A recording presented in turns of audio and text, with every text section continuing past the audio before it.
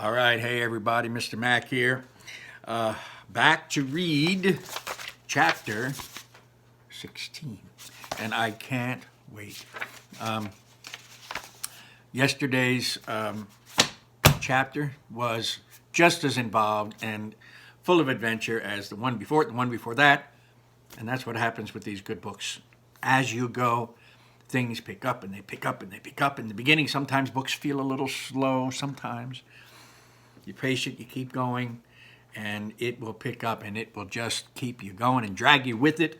I hate to say drag you with it, that sounds negative. Pulls you with it. The plot just thickens and it's awesome. Anyway, Colt caught up to them, and the boys told him, hey, we got this thing with Dad. Look, we just got the legs. We're going to get this gem. Colt knew, because he had talked on the phone with Laurel. Laurel said that there's a weird family thing going on, and now he realizes what that was. The boys escaped. They got away from him. They were chased. They went down the thing. They went down the road, and Barley, where Ian used his magic, made the stones fall, and blocked the cops out, because it wasn't just Colt chasing them. It was... Because remember when Ian was driving, he said, oh, I've never run away from the cops before. And Barley said, we're not running away from the cops. We're running away from Mom's boyfriend. And then when he turned around and looked, and Ian turned around, there were 10 other cop cars back there. Anyway, Ian used his magic. It didn't work. At least that particular piece of magic didn't work, bringing down the boulders. And Barley sacrificed Guinevere. She went right into the mountain, knocked all the boulders down. Now they're on their way to the next raven. My prediction was that they're going to get to the next raven, and it's going to reveal where the Phoenix gem is, where the gem is, the gem they need to bring all of Dad back. So I'm hoping that Laurel and the Manticore in this one too. 16, we're going to read 16, and we're going to read 17 and 18. Altogether, there's only 3 chapters left, so let's not waste any more time here. The boys and Dad walked in silence until they reached the raven statue. Just as Barley had thought, its beak pointed to another raven in the distance. Remember, that's what he was using. He was using the beaks, and wherever the beaks were pointing, they were always pointing to another raven far in the distance, and that's where they would go. They continued walking from raven to raven to raven until they finally reached one near a small river. Barley pulled some overgrowth aside to reveal its beak. Unlike the others, it pointed straight down, toward a disc buried in the ground. Barley began to pull at it. And then Ian noticed something on the disc. Wait, he said, wiping some dirt away. They could see the reflection of the raven's chest in the disc, and Ian felt the statue with his fingers and pulled out a loose, clover-shaped stone. You see that? You see that, Dad? Said Barley, impressed. The apprentice has become the master. Barley took a closer look at the stone and saw that it was engraved with some wavy lines and an X. He thought the wavy lines looked like water, Ian looked around and pointed at the small river flowing into a tunnel. So what's the X mean? Well, on a quest, an X only means one thing, brother. And Barley smiled. We go to the end of the water where we will find the Phoenix gem. And they stepped down to the river and entered the dark tunnel. Ian used magic to light the torch, guiding the way. Then they were startled by a group of horrific-looking unicorns huddled in a corner. The boys screamed as the creatures hissed and fluttered away, and they flew away. Evidently, in this story, we heard about unicorns in the beginning of the story, but in this particular story, unicorns aren't very pleasant. Unicorns? Ugh! said Ian with a shiver. Ugh. And as they walked along the bank of the river past ancient paintings on the tunnel walls, Barley snacked on some cheese puffs while Ian held the torch. Ian tried to see the tunnel's end, but he just couldn't. It just went on and on and on. This water could go on for miles, said Ian. We don't have that kind of time. Well, if we had something to float on, we could just cast a velocity spell on it. If we had a boat, velocity speed, cast a velocity spell on it and fly down the tunnel like a magic jet ski, said Barley. Ian looked around, but didn't see anything useful. Use for a boat, raft, something. Remember, on a quest, you have to use what you got, said Barley. And he looked down at a cheese puff in his hand and he grinned. Remember, magic can do anything. You don't have to have a boat and make it go. Maybe you can make a boat out of a cheese puff. I don't know. Moments later, Ian recited the magic words, Magnora Ganchuan. Remember, that was the same one that he was hoping to make the gas can bigger, but ended up making Barley smaller. Anyway. Magnora Ganchuan. Lights flashed, and suddenly Ian and Barley and Dad were floating on a giant cheese puff. Ian wielded the staff and commanded, Excelsior! The cheese puff boat zoomed into the darkness. You know what? This is actually kind of cool. The wind was blowing in his hair. This is actually kind of cool, said Ian. So, what other spells do you know? Oh, brace yourself, young mage. I can show you all there is to know about magic, said Barley. Now, we got ourselves a time jump here. And the word meanwhile. Meanwhile, Laurel and the Manticore continued making their way toward Ian and Barley, and without warning, a flying sprite hit the windshield. Remember, sprites weren't that nice. Laurel and the Manticore screamed, "Ah!" With the sprite blocking her view, Laurel drove the car off the road and into this. Oh, I think I stung my own leg, said the Manticore, kicking the door open. They got out of the car feeling a little bit dazed. Oh, honey, you all right? Said Laurel. The sprite peeled herself off the windshield. You almost killed me, lady. Are you okay? Asked Laurel. Where did you come from, huh? Suddenly more sprites swooped down. Dewdrop was among them. You were in our flight path, she said. The Manticore took in sight of the car.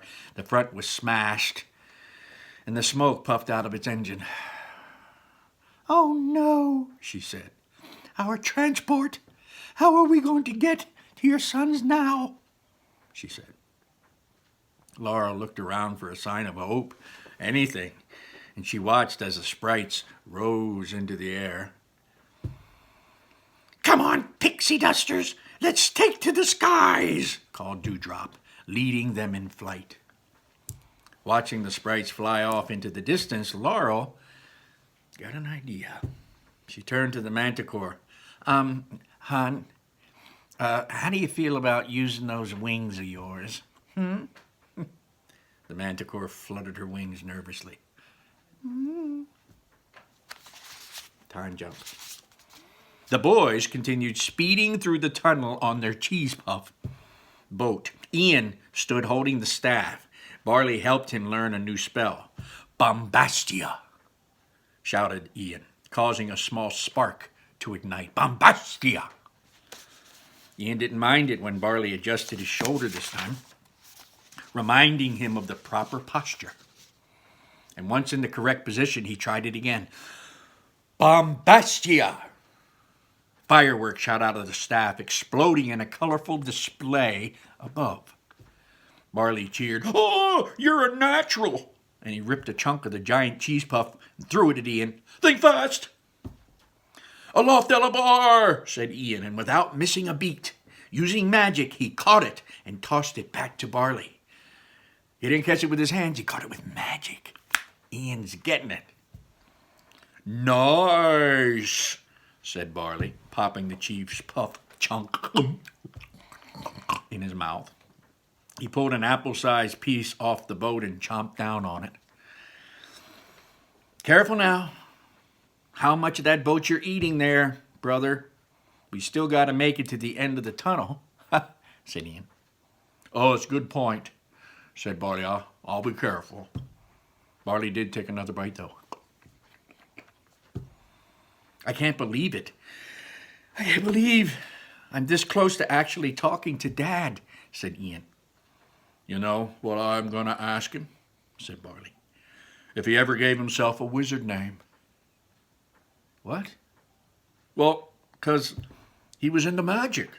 Lots of wizards have cool names, like Allura the Majestic and Birdar the Fanciful.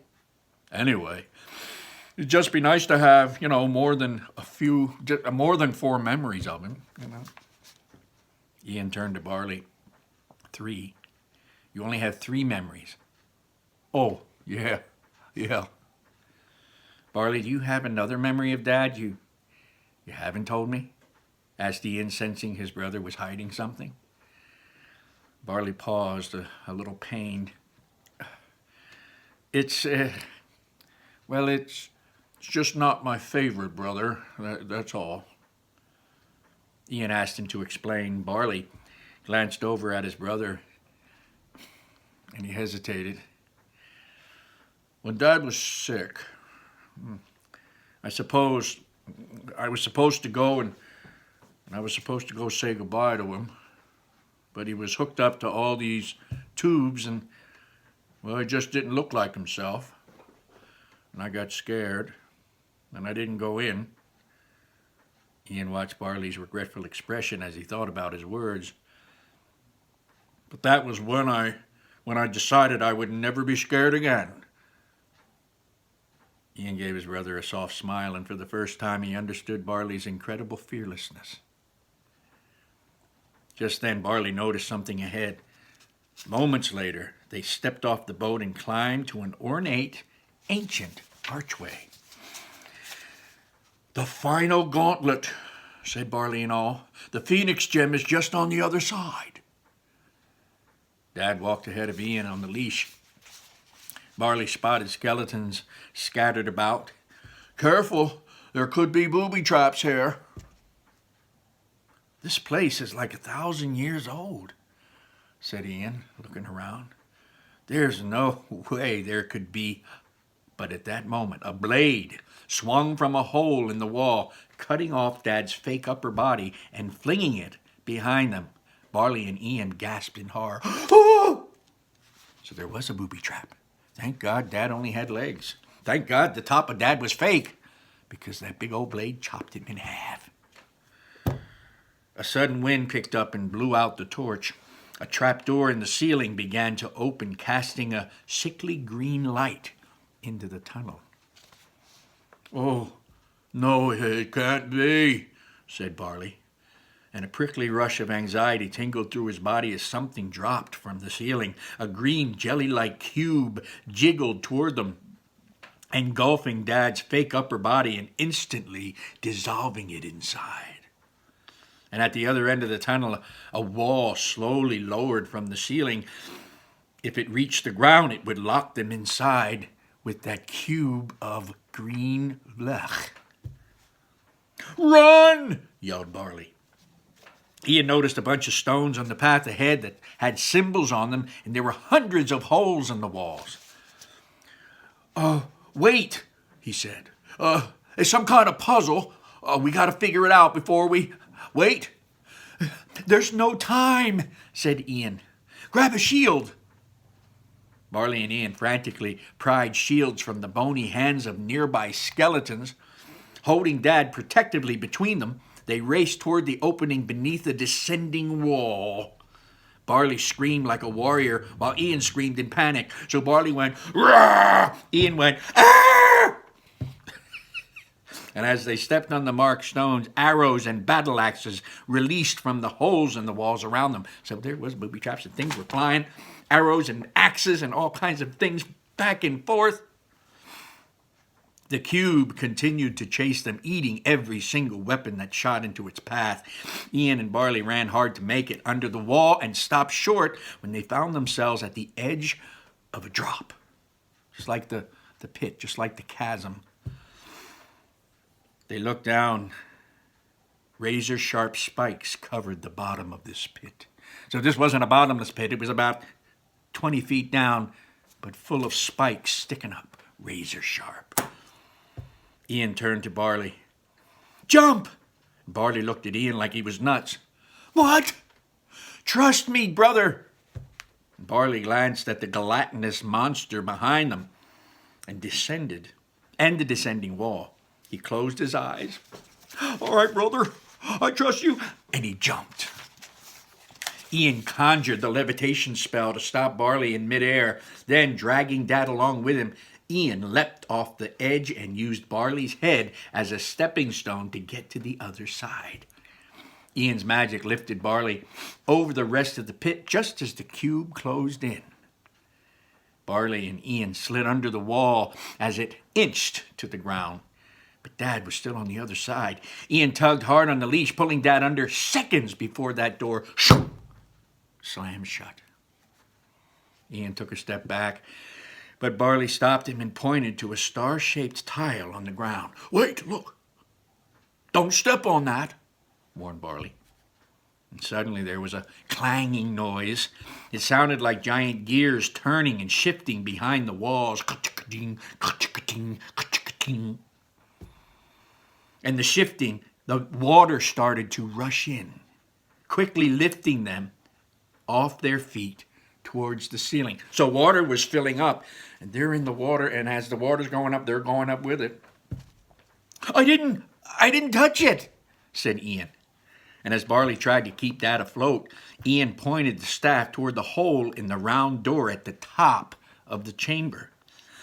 "Voltar Thunderseer!" Ian shouted, and a lightning bolt shot out of the staff, but it bounced off the door, and as they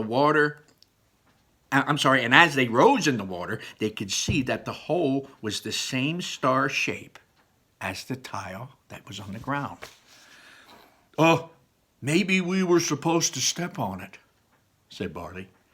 And before Ian could stop him, Barley dove into the water. And as Barley pressed on the tile with his foot, the door in the ceiling began to open. Ian cheered, "Yes!" But Barley, remember, dove in the water all the way down, stepped on that tile. Barley couldn't hold his breath long enough to secure the door in place. The door closed as he swam back to the surface. "Oh, it's impossible," said Barley, gasping for air. "No one can hold their breath for that long." Ian and Barley looked at each other and then at Dad, and an idea striking them simultaneously. What's that big word mean? When something happens simultaneously, it means it happens at the same time. So they both got an idea at the same time. Ian held the leash and let Dad sink to the bottom. Dad doesn't have any breath to hold. He's only got feet. Good idea. So he guided Dad around, trying to get his feet to hit the tile. The water continued rushing in, rising higher and higher, threatening to submerge them. Ian and Barley took their last gulp of air, and the water's rising up. Dad's down there stepping around, trying to hit the tile. And as the water line slipped over their heads, just then Dad stepped on the tile and the door began to open again. Rays of light streamed in from above as the door locked into place. The boys rose to the surface, inhaling great gulps of air as they climbed through the doorway, laughing with relief as they pulled Dad up by the leash like fishermen reeling in a big catch. "Oh, we made it, brother," said Barley. And above them they saw what looked like another portal. A short ladder embedded in the wall led right up to it. At least this has a ladder, right?